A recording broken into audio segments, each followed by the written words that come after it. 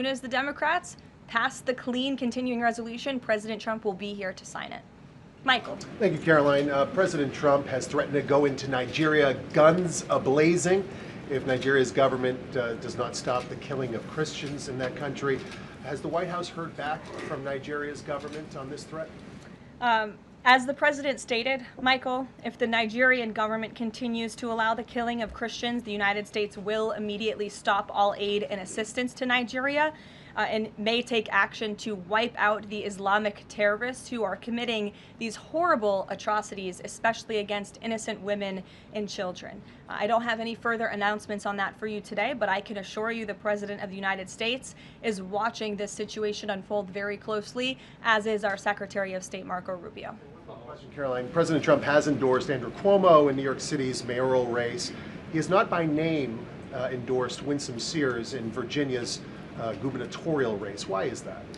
Look, as you know from this podium, I'm quite limited in what I can say with regards to ongoing political elections. I think the president has spoken for himself and what he wants to see take place in these elections today. Lalit. Thank you. I would like to ask you about India-US relationship. What is President's thoughts on the future of India-US relationship? I'm sorry, Lalit, can you repeat that? What is President's thoughts on future of India-US relationship? I think he feels very positive and strongly about it. As you know, he recently, a few weeks back, spoke to Prime Minister directly when he celebrated in the Oval Office Diwali with many high-ranking Indian American officials here at the White House. We have a great U.S. ambassador to India in Mr. Sergio Gore, who will represent our country very well. And the president and his trade team continue to be in very serious discussions with India with respect to that topic. So I know the president has great respect for Prime Minister Modi, and they speak pretty frequently.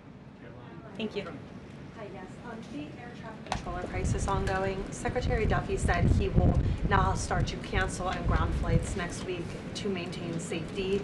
Should people fly next week given this new information, and is the administration encouraging people to stop flying altogether and look at alternative transportation modes? The administration is encouraging Democrats to reopen the federal government so this chaos and disruption to our air traffic control system in the United States of America stops.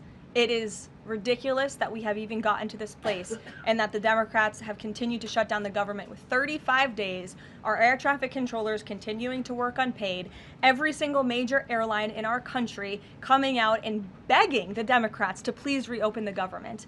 And you had a Democrat staffer who was quoted, I believe in Politico a few weeks back, saying, short of planes falling out of the sky, we are not going to reopen the government.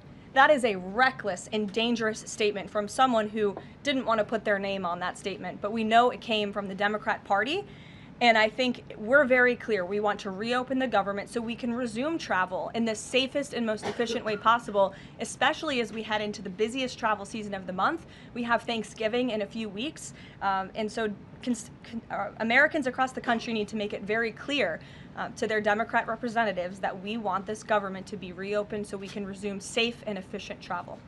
Fran. Thanks, Caroline. As of last I checked, the president still had not commented on the death of former Vice President Dick Cheney. Is the White House involved in the funeral arrangements in any way? Does the president plan to speak at the funeral? Has he spoken to anyone in the Cheney family today? And does the White House have an opinion on whether or not the former vice president should lie in honor or stay in the Capitol? I don't believe the White House is involved in that planning, or at least hasn't gotten to it yet. I know the president is aware of the former vice president's passing, and as you saw, flags have been lowered to half staff in accordance with statutory law. Jasmine. Thank you. Back on the question of the filibuster, how much political capital is President Trump willing to expend to get Republicans to do what he's asking? I mean, will we see him at the Hill? Will he be calling folks over here? What exactly is President Trump planning to do outside of these true socials and maybe some of these private conversations to get Republicans to fall in line? Look, I think you'll see. I think you'll see the president continue to engage very strongly and consistently with his friends on Capitol Hill. I don't have any meetings to read out for you at this time, but I think you should stay tuned and keep your eyes on Truth Social on this matter. The president's making his position on it quite clear. And again, he is right. Republicans need to play tough. We know that this is what the Democrats will do if they are ever given the keys to power again. And he wants to pass as many good pieces of legislation as we possibly can for our country and for our people. That includes election integrity reforms.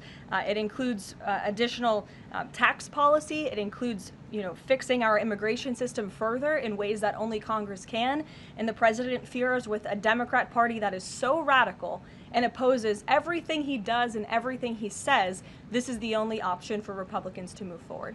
Karen. In a second question, President Trump said to CBS in the 60 Minutes interview that he did not know the Binance founder, which he pardoned. What exactly